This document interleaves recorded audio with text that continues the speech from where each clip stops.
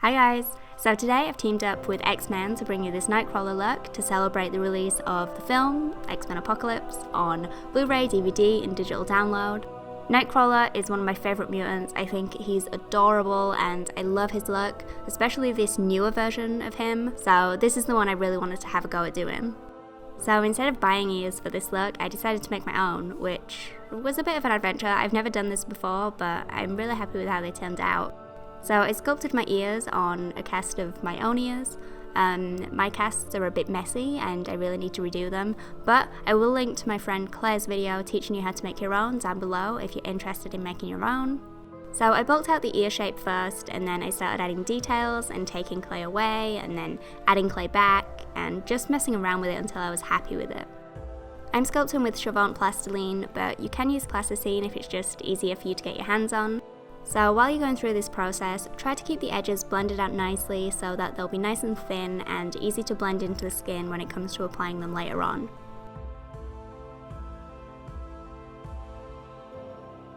Then you want to go ahead and layer some liquid latex over top. You want to do a few layers. I did around 5 layers or so, but this is going to totally depend on the kind of latex you're using. It might be different depending on how thick the formula is. Some are thick, some are quite watery. This bit is definitely the most boring bit, and it does take some time between layers for it to dry. So what you can do to speed up that process is just blast it with a hairdryer. Just don't use high heat. The clay I use melts underneath high heat, so obviously I didn't want to melt my ears. Once that latex is dried, you want to powder it with talcum powder or translucent powder, and then you want to find an edge you can peel up and then brush on more of that powder underneath as you pull the ear off. Latex does stick to itself and that would ruin all of your hard work, so make sure you powder and it'll stop that from happening. So if your ears turn out to be a little bit flimsy because they're quite big, you can also put a little bit of liquid latex inside and then put some cotton wool in there too, and then that way it's going to keep its shape and you'll be able to paint it a lot easier when it's stuck to your ear, and it won't just be like collapsing in on itself and flapping around. So I'm going to start the makeup by applying these guys. So I'm using Pro-Side adhesive and I'm applying it on my ears and also on the fake ears around the inside. Then I'm going to let that dry. Pro-Side turns clear, so just wait for that to happen, and then the two surfaces are going to stick really nicely together. Now these ears aren't going to blend into the skin perfectly because you can't melt away these edges with anything, so I'm going to go over the edges with that Pro-Side as well. Or you can use liquid latex or spirit gum or lash glue, just work with what you've got. Now something I've noticed when I apply ear tips is how they always sit differently at like different angles. I guess my ears must be uneven because this happens with professionally made tips as well. It's not just because I've sculpted them wrong or something. I think they were pretty even. I just wanted to point it out in case you thought they looked a little bit iffy from the front, which they do, but it's fine. So applying the ears is definitely the hardest bit. The rest of this look is pretty straightforward and I'm not even sure how much I'll be able to talk about it, to be honest. So moving on to the patterns on his skin, I actually found it really useful to draw the shapes out on paper first, so I kind of knew what I was doing. I could kind of feel it out on paper first before committing to doing it on my face. It was pretty difficult to find any photos of the side of his face, so I think some of these shapes on the side could be wrong, but I have no idea until I watch the film again. So once you've kind of planned out what you're going to do on the paper, you want to map out the shapes with an eyeliner pencil on your face, preferably in a colour similar to your skin tone, so it's going to be easy to wipe away if you mess up, which you probably will. I did loads of times. I find symmetry really difficult, so for me this process was a lot of drawing, a lot of wiping off, a lot of redrawing. So don't be disheartened if it doesn't go right straight away. Just keep at it, try again, and I actually found it useful as well to kind of check in the camera every now and then, because what you see in real life is often different to how it kind of translates on camera, so just keep checking.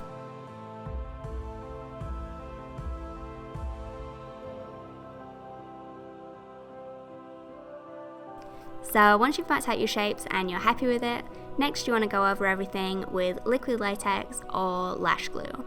I don't like this lash glue, so I didn't mind using it all up. I quite like applying with a little squeezy tube like this, but if you don't want to waste a tube of glue, which is completely understandable, you can just pour out some liquid latex and use a thin brush to go over all of the shapes.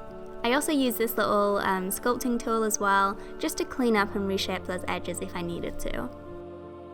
Using the little eyelash tube this way actually made the markings a lot thicker than his, so maybe you'll have more control over thickness if you do actually use the liquid latex in the brush. So once you're done and the latex is dry, if you've applied it quite thick, you're going to need to wait a little bit longer for it to dry, but once it is dry, you want to powder everything with translucent powder, and then we can move on to adding the colour.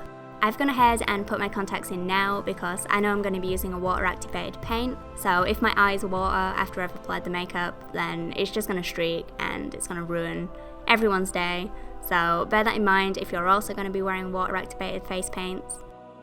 So for the skin, I used Snazaru's dark blue face and body paint, and I applied this all over just as a flat colour.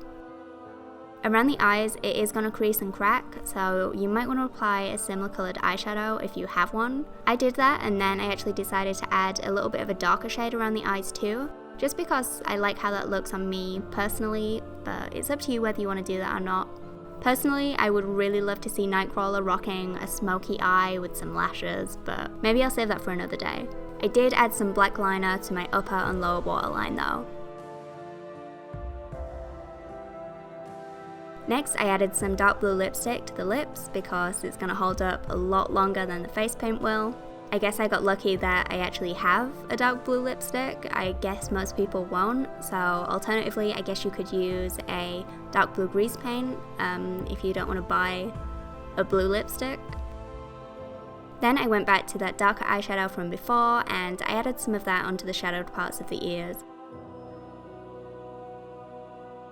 So moving on to the brows, I wanted to define them a little bit, so I'm using black eyeshadow on a thin angled brush and I'm just following the natural shape of my brow. You could also use small strokes to mimic natural hairs if you wanted a natural looking thicker brow, which would be closer to what his actually look like.